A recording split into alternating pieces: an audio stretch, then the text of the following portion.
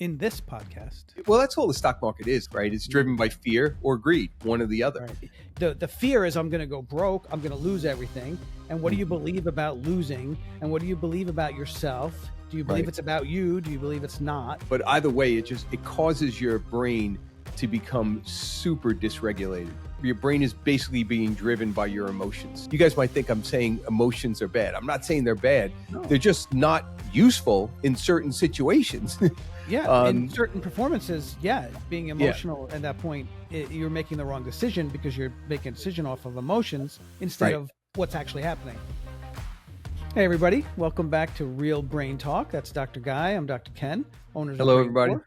And hot off the presses, really, we're going to, shoot this podcast. And somebody was saying, hey, the financial markets are just going up and down. They're very erratic, big swings, and it's creating emotional responses all over the place. They said, hey, let's relate this to how brains function. So I thought, all right, let's dive in.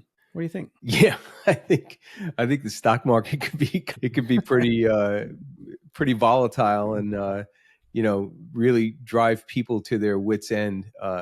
I have some experience with this because I was doing day trading for a while, so I know that feeling of swings up and down and up and down. And for a day trader, that's actually good because a day trader trades the market when it goes up and it trades the market when it goes down. So when the market's really volatile the way it is, if your brain is flexible, you'll be able to move and shift with the volatility. But I will tell you from firsthand experience that it causes a lot of anxiety. And I remember doing the trading. We would trade for like an hour in the morning. That's all you did. That's all you traded for. But for the rest of the day, I was at my wit's end. I was so anxious. I was so full of anxiety. And, I would have to do a neurofeedback session just to calm myself down. Right. So let's think about your physiology, right? So you're hyper-focused. Yep. Your physiology just, everything goes, the brain just gets into total beta, right? I mean, you're super focused and then you got to make a decision. Right. And then you make a decision, and what happened? Like everything just kind of. You make the decision. No, when you make the decision, that's when the fun starts. That's when. That's when your amygdala kicks in, and you're like at another level, and you're, you've got all this fear. Well, that's all the stock market is. It's just fear and greed, right? It's driven by fear or greed, one or the other. Right. And so when you're in a trade like that, even if you're in the trade sometimes you're in the trade for 20 seconds. You're just filled with fear, or you're excited because it's going in your direction, whether that be up or down. But either way, it causes your brain to become super dysregulated. Because your brain is basically being driven by your emotions. The amygdala, which is the part of the brain that's the emotional part of the brain, is actually just driving. And at the same time, you're trying to still control things. Right. So now you're trying to control your emotions. We know how that goes. It's just not a good combination. I really did not like doing it. It's making me a little nauseous just listening to it. I did well with it, but it was so much anxiety. And I've heard this a lot from people doing day trading. Now you can still day trade and you can still get yourself in that place where your emotions aren't driving you. That's what neurofeedback helps you do. We talk about neurofeedback for peak performance. What does that really mean? It just means that you're basically able to stay calm and focused, right? So think about how that would translate into the stock market, right? If you were doing day trading. Not just day trading, because day trading. The markets right now, I mean, people's, their savings, their retirement funds are making these swings. I'm not even looking at my portfolio right. It creates this whole emotion. And I know people like, oh, I just lost a bunch of money. Well, you didn't lose the money unless you sold it, right? So you're still in the same position, and it's going to swing, and we don't know when. But I think the whole philosophy of the market, and not day trading, but more in the regular, I don't know what you call normal trading. But it's an emotional swing, right? Like some news occurs and then it's either fear or excitement, right? It's like either fear, let's get rid of this, or excitement, let's buy more of this. And it's just a swing where is that middle ground where you're like, okay, let me just take a step back and see what's going on. It just reminds me of Warren Buffett. I'm a big Warren Buffett guy. And I remember back in it was October 19th, 1987, I believe, right? It was Black Monday. I don't know if you remember this. .com. No, this is before that. This is when the market crashed, but it had no real reason for crashing. So Oh it was yeah, I remember that. it Yeah, I was a was living in bunch New of Jersey at the time. I remember now. Yeah. there was a bunch of things that occurred which triggered like a sell-off, and all this, like, people just sold it. Now, personal anecdote, I had just invested some money, like literally a few months before my first investment. I was young. I was like 22 years old. And I had come into some money and I had invested it with a very reputable broker who, and it was like $20,000, and it was instantly that day $11,000, and I was just like, this is and it's all about timing. But anyway, that's the market. Yeah. But it was this emotional thing, and then Warren Buffett, he was the guy who was like, this doesn't make sense. Like, he looked at it he took a step back. And he looks at things from a different perspective than most people do, which, it'd be great if everybody could. But he looks at it a step back, and he was like, I don't see any real reason for this emotional response to happen. And he took that opportunity to buy a ton of stuff. And that's when his stock really took. I mean, it was worth, I think it was $1,800 a share back then. It's like I don't know what it is today, but it's like $800,000 a share now, like this. But that's where he made that first really huge move, because he had the flexibility of mind to be able to look at it objectively instead of the emotion of it. So he didn't let the brain and emotion come together and react. He stayed flexible, and he said, wait a minute, I don't see this. I'm not seeing what everybody's reacting to. And he made a move that made sense to him. Yeah, the best traders have that ability to cut emotion out of the decision making.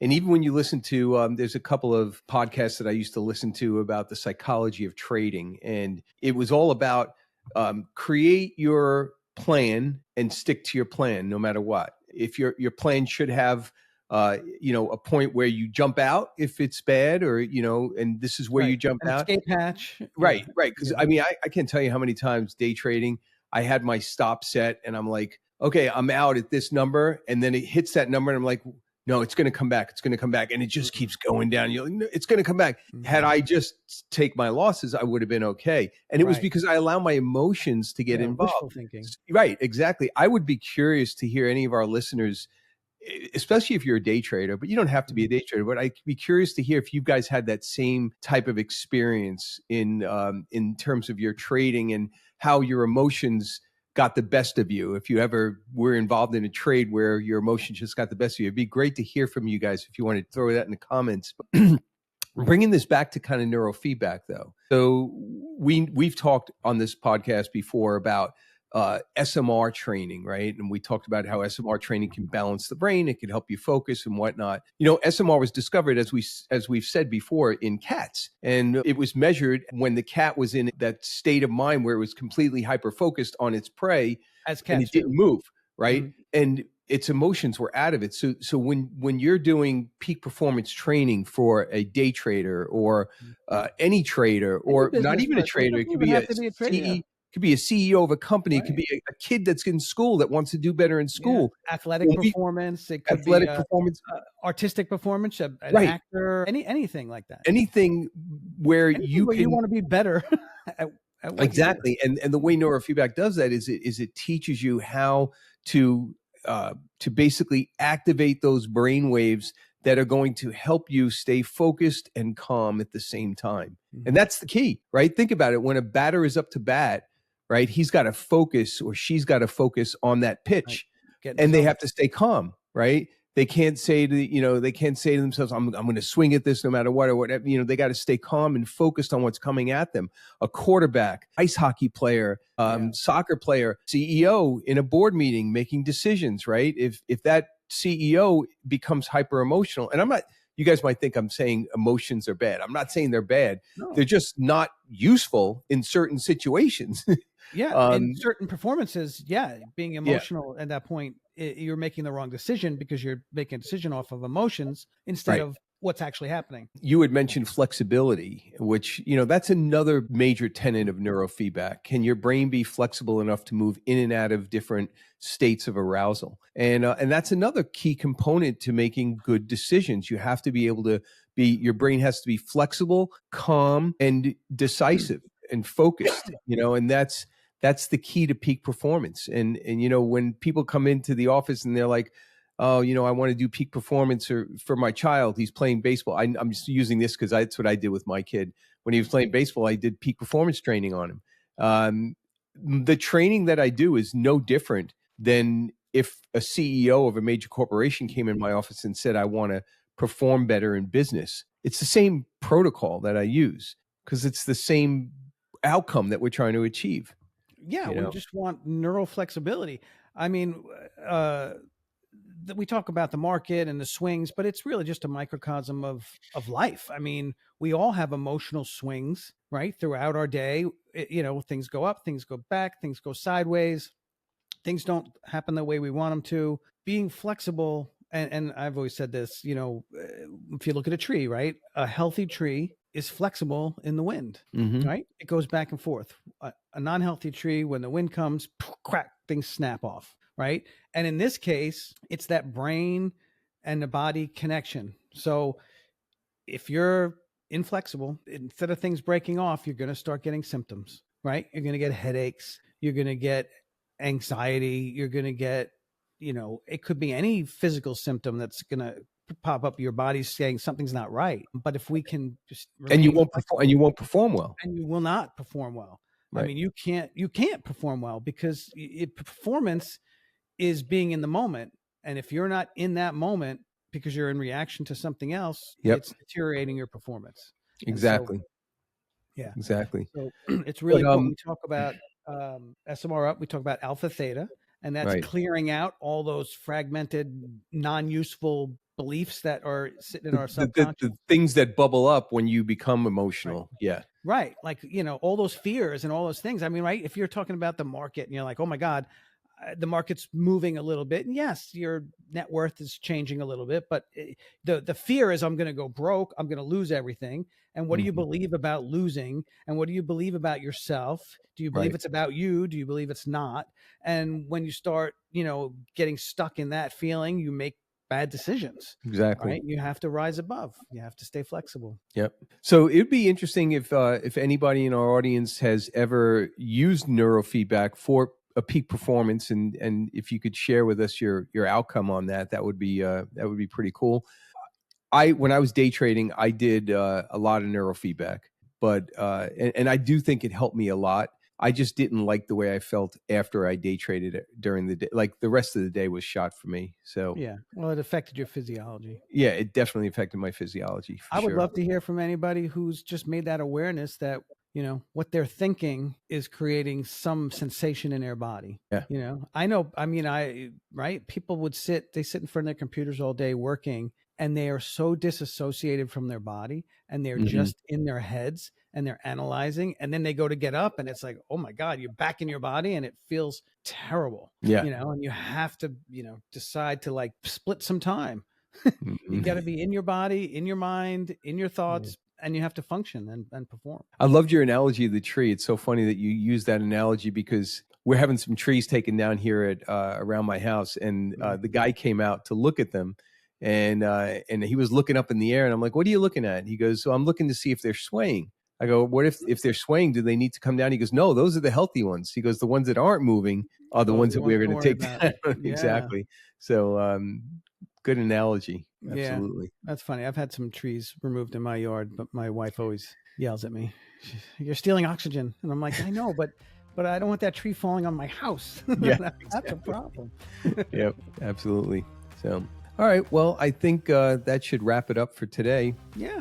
Hope you guys got for listening. Yeah. Yeah. Hope you guys got something out of that. And if any questions or any thoughts and follow-ups, please just, reach out, and we'd love to explain any other things that might come to mind. Yeah, just put a comment in, and we'll respond to your comment. Great. All right. So we'll catch everybody next time. All right. Thanks. Bye. Bye.